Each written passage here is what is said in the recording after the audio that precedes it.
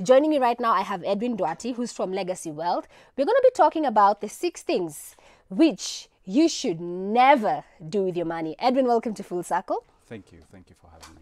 Okay, so Edwin, it's Monday. Today morning, I was on the road for like, I think, almost 2 hours. It took me 2 hours to get here. Ridiculous. Yeah. But I was looking all around me, obviously, because there's traffic. Everyone is rushing somewhere. Yeah. So everybody's on the hustle, basically. And we are all out here trying to make money. But unfortunately, most of the time, you know, you've had this expression with Kenyans, yani unapata pesa kama imepotea.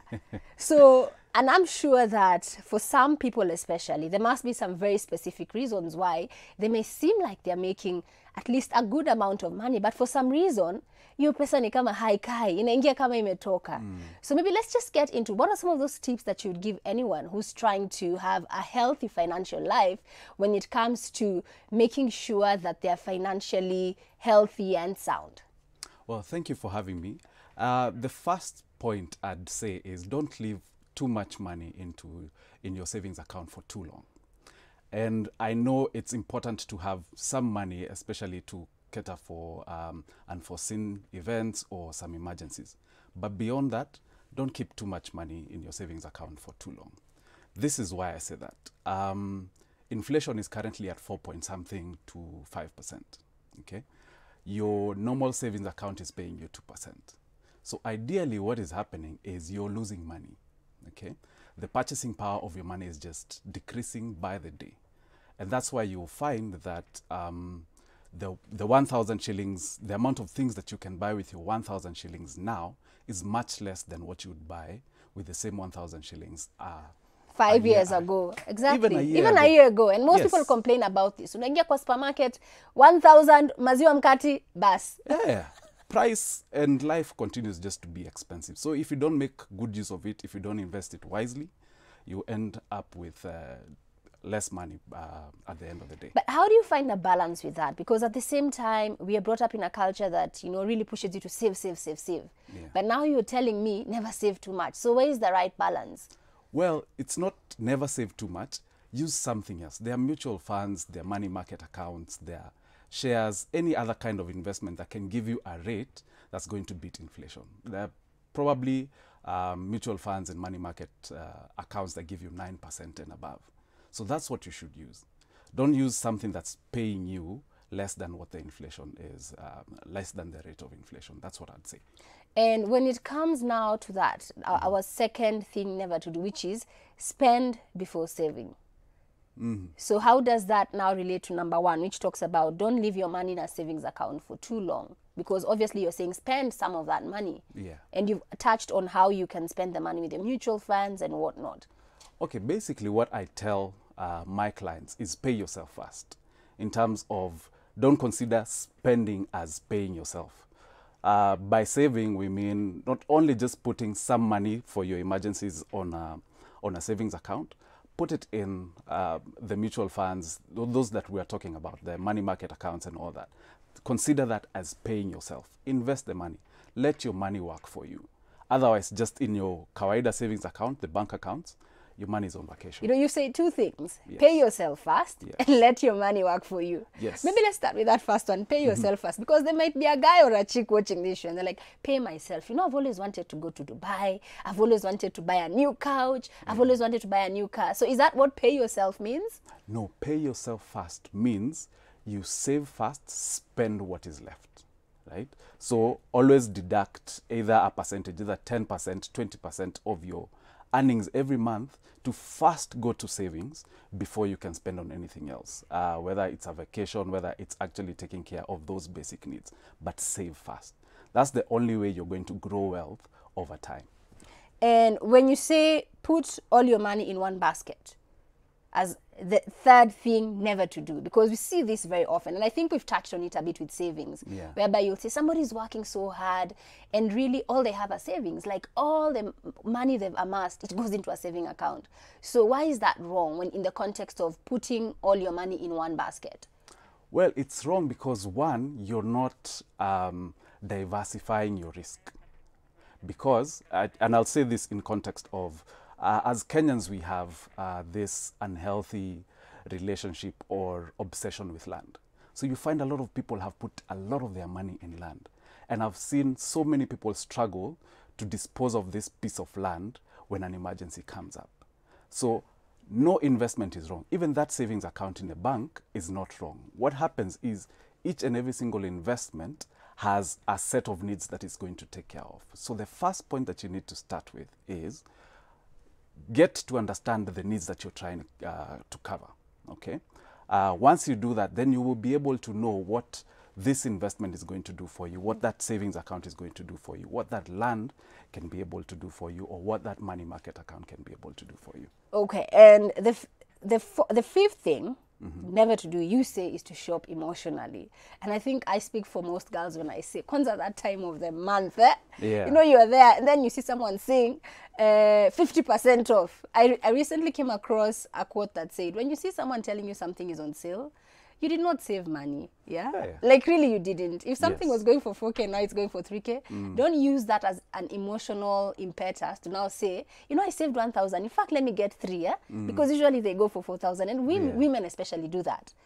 Not only women. I'd tell you for a fact, I'm a spender when I'm happy, okay? And my family and friends will know this. So what normally happens is when something good happens to me or when I'm in a happy mood and I have money, I will spend. However, what that does is it just draws you further away from your goals, okay? So there are few things that I've done to make sure that I don't end up spending money emotionally or just making that impulse purchase. And the same things are what I tell my clients. So I have a 48-hour rule where, okay, I'm happy and I've seen something that I like. I will stay for 2 days. And if after 2 days I'm still willing to spend that kind of money, I'll spend it. The other thing is I will keep away from credit cards. If I must have one, I'll give it to my wife, actually. She's the saver. She's a bit more sober in your relationship. She's the saver, okay? And I will stay away from places where I tend to spend a lot of money. Okay. Yeah. And you saying the fifth one is basically saying, talk about wealth versus looking wealthy. I like an image that is all over the internet or on social media where there's a rapper. I have nothing against rappers, actually. There's a rapper who's showing off their bling, their jewelry and their money versus someone just in a t-shirt and jeans. Okay, the person in a t-shirt and jeans looks very modest or very poor. But in real sense, that person is Mark Zuckerberg. If you compare the two, who really is rich? So the goal is to be rich or to be wealthy, not to look wealthy.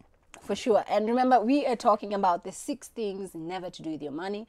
So as you kick off your week and you're hustling, just to, you know, sometimes it's great to have just a small reminder to understand some of those common mistakes that perhaps you've been making, and hopefully that we're going to help you to get out of them and start making healthy and sound financial decisions. If you have any questions on this topic, our SMS line is on your screen. Please feel free to ask me. And of course, our guest here in studio. But right now, it's time for a very quick break. We'll be right back.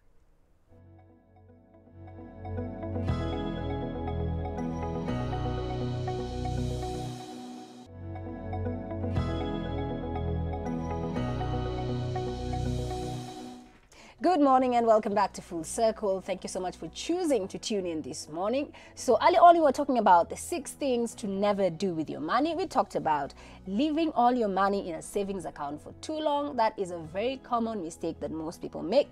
Spend before saving. This basically means that you actually need to have some very specific financial goals around what it is you want to do with your money. Yani, let your money work for you. We are saying also, do not put all your money in one basket. And I'm sure if you look all around you, unfortunately, there are some statistics that tell you that this can really be a disaster. And we've seen people who unfortunately have lost, you know, the bulk of their savings, if not all of their resources, you know, savings, assets and everything, because they were, for lack of a better word, misinformed enough to actually invest and put all their money in one basket. And then also we are talking about avoid emotional purchases.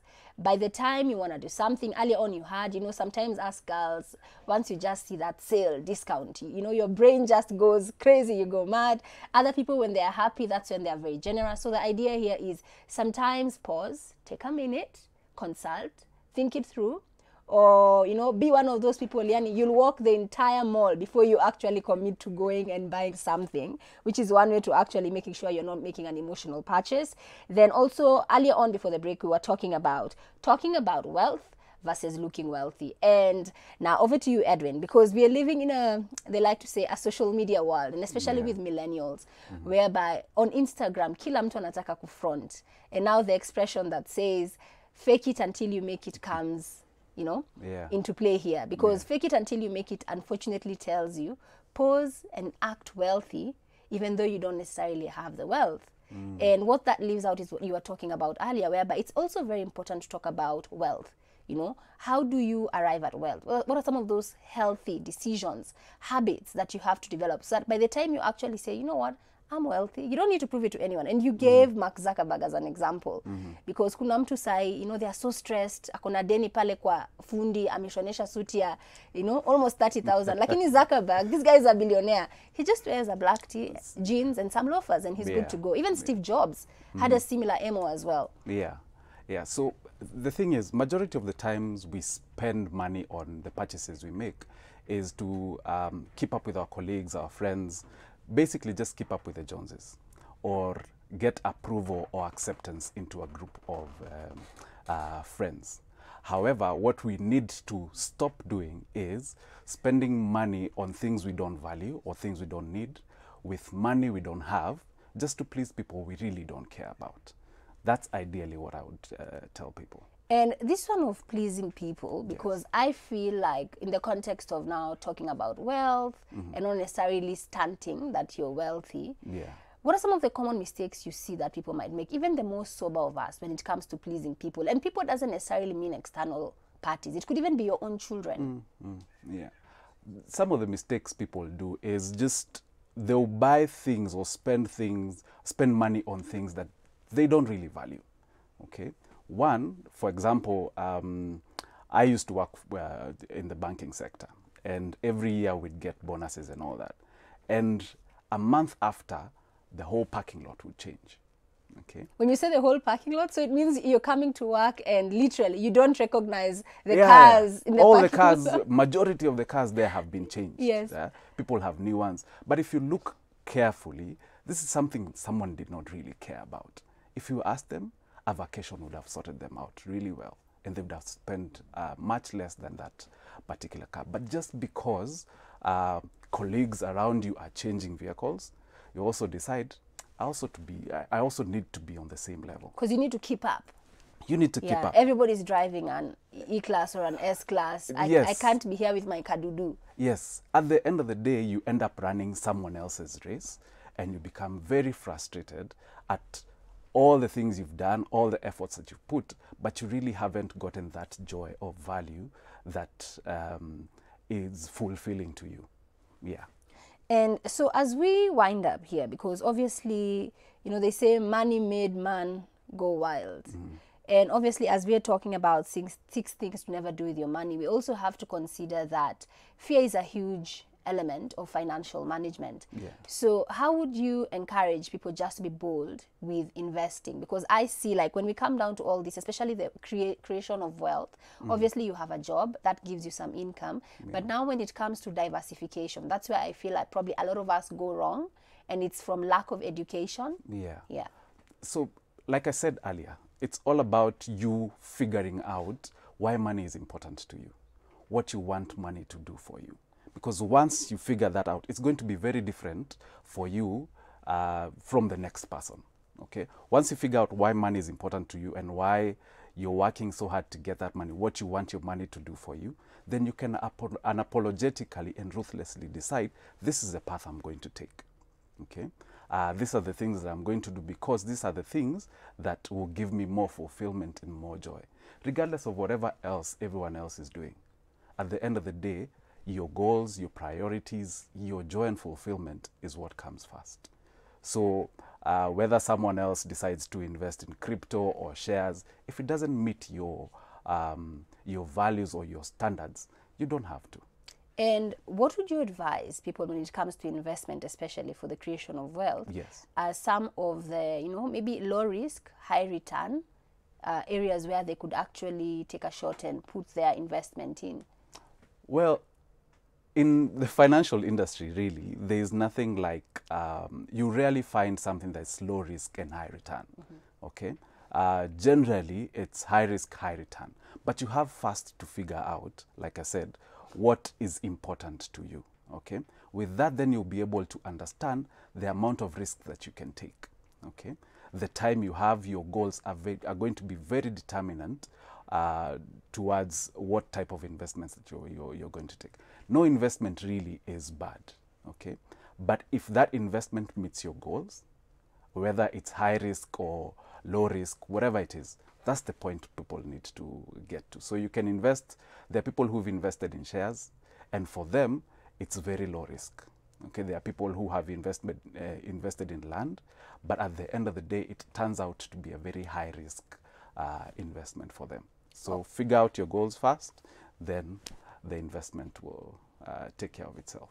So I just want to remind you who's watching from home, if you have any questions on this topic, and of course anything else that we discuss on the show for the next couple of hours, get on that SMS line, 111 444 111. Let me know what your questions are. So let me take a quick question here from Anjuru. Anjuru is asking, how do I get the discipline to start saving? First off is get to understand, like I said, get to understand what you're trying to achieve or what you're trying to get your money to do for you. Then once you do that, make it a point to pay yourself first, to save first before you spend the rest of the money. Then once you do that, then the rest comes easy.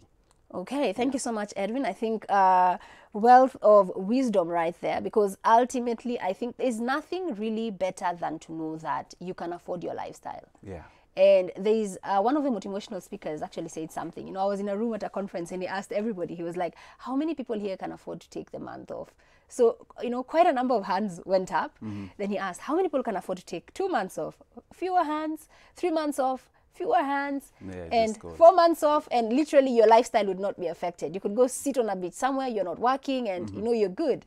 And the reality is that the longer the period was, most people at some point at almost 5 months off, I think there were like 2 or 3 hands up in the room. Yeah. And really he was like, that's what you should be working towards. Do not be a slave to money. Yeah. Like you said, there needs to be an objective towards, why am I working? And ultimately it's freedom. Yeah. You want to be free. Yeah. Money is just a tool at the end of the day. For sure. Yeah. Okay, thank you so much, Edwin, right now. So I'm going to have a jam playing for you as we prepare for our next segment. We're going to be teaching you the keys to success and, of course, the master strokes that you have to master if you truly want to be a winner.